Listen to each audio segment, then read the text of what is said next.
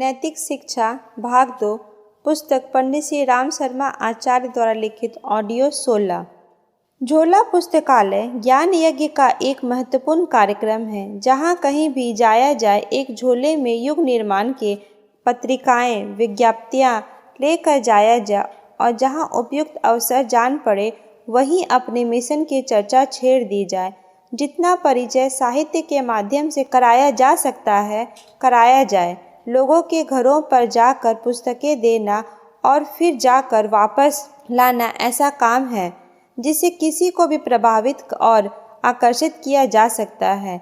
झोला पुस्तकालय अपने नगर में सारे शिक्षित समाज को इस विचारधारा से परिचित और प्रभावित कर सकता है। इतना ही नहीं, वह रेल मोटर के सफ़र प्रवास या जहाँ भी जाया जाए साथ रह सकता है और इन दिन चिंगारियों को ही कहीं भी बिखेर सकता है और वे अक्सर अवसर पाकर कहीं भी अनीति एवं अविवेक का उन्मूलन करने में प्रचंड दावानल की भूमिका संपादित कर सकती है।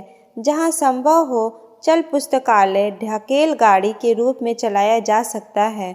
उसके द्वारा लोगों को पढ़ने की यह चीज़ें दी जा सकती हैं और जिन्हें पसंद आए उन्हें बेची भी जा सकती हैं।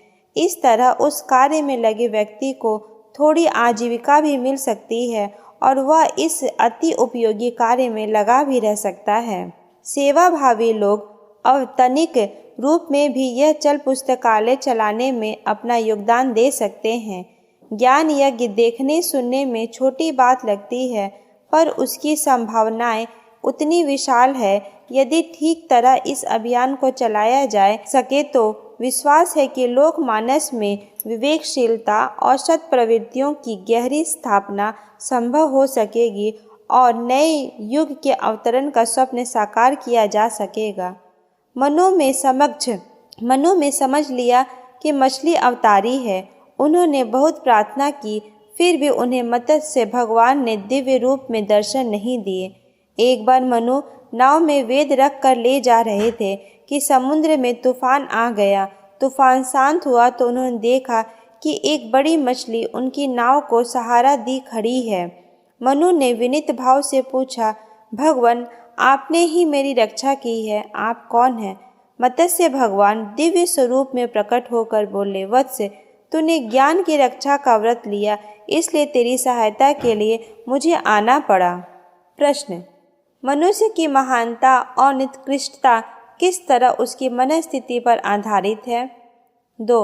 विचार किस तरह मनुष्य के लिए उपयोगी हैं? 3. इस समय जो प्रगति की विविध चेष्टाएं की जा रही है वे सफल क्यों नहीं हो रही हैं? 4. अब समाज की उन्नति के लिए किस तरह के प्रयत्न किए जाएं? 5. राजनैतिक क्रांति के बाद सबसे पहली आवश्यकता क्या है? युग निर्माण योजना द्वारा संचालित ज्ञान यज्ञ की कार्य पद्धति को समझाएं। इस ज्ञान यज्ञ की प्रक्रिया को व्यापक बनाने के लिए क्या और किस तरह का सहयोग आवश्यक है? 8.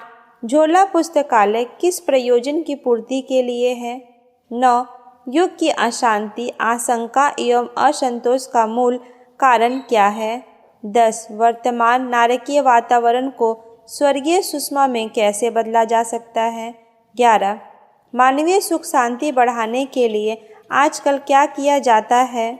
वास्तव में क्या किया जाना चाहिए? 12. सद्बुद्धि के संस्थापन हेतु क्या किया जाना चाहिए? 13. ज्ञान यज्ञ का प्रयोजन समझाएं। 14. युग निर्माण योजना द्वारा किस प्रकार के विचार प्रसारित किए जाते हैं? 15. ज्ञान यज्ञ के होता उद्गाता कैसे लोग हैं? 16. हर घर की सच्ची संपत्ति क्या है? खंड 2 राष्ट्रहित और राष्ट्र निर्माण। देशभक्त नवनिर्माण में जुटे।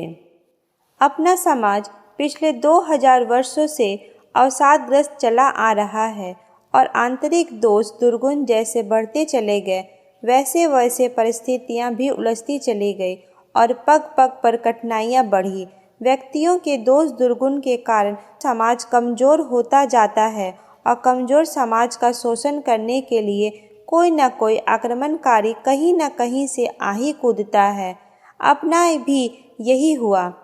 गिरे में लात जमाने के लिए स्वदेशी आक्रमणकारी यहाँ आते रहे और अपने अपने ढंग से रोमांचकारी शोषण करते रहे। इस पराधीनता ने उन दोष दुर्गुणों को और भी बढ़ाया जिनके कारण अनेक प्रकार के दुर्बलताएं और विपत्तियां पहले से ही उत्पन्न हो रही थी।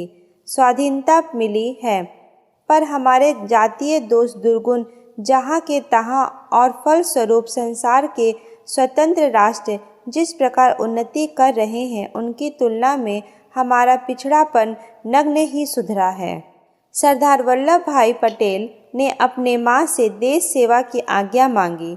माँ ने कहा, बहुत कठिन काम है बेटा, देश सेवा गद्दी पर बैठना और हुकूमत चलाना नहीं, उसमें झाड़ू बुहारों से लेकर दुष्टों से संघर्ष तक के कठिन काम करने पड़ते हैं।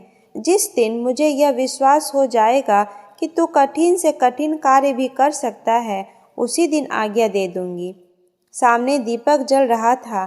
सरदार पटेल ने उस पर उंगली रख दी। हाथ जल गया, घाव पड़ गया, पर पटेल ने सी तक ना की।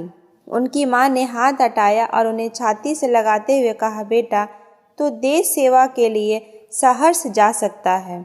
सरकार अपराधियों को दंड दे सकती है, आर्थिक प्रगति के थोड़े साधन जुटा सकती है, व्यक्तिगत मूढ़ता एवं दुष्टता को, सामाजिक भ्रष्टता एवं अस्त व्यस्तता को मिटाना उसके बलबूते की बात नहीं। अधिनायकवाद की बात दूसरी है।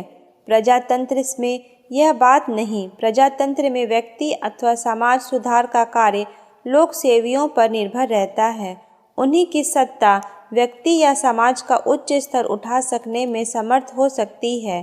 प्राचीन काल में देश का गौरव उच्च शिखर पर पहुंचाए रखने का सारा श्रेय यहाँ के लोक सेवियों को है।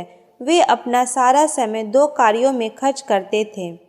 पहला, अपना व्यक्तित्व उच्च कोटि का विनिर्मित करना ताकि जनता पर उसका उचित प्रभाव पड़ सके। दूसरा, निरंतर अधिक परिश्रम तथा अनवरत उत्साह के साथ जनमानस और उत्कृष्टता भरने के लिए संलग्न रहना।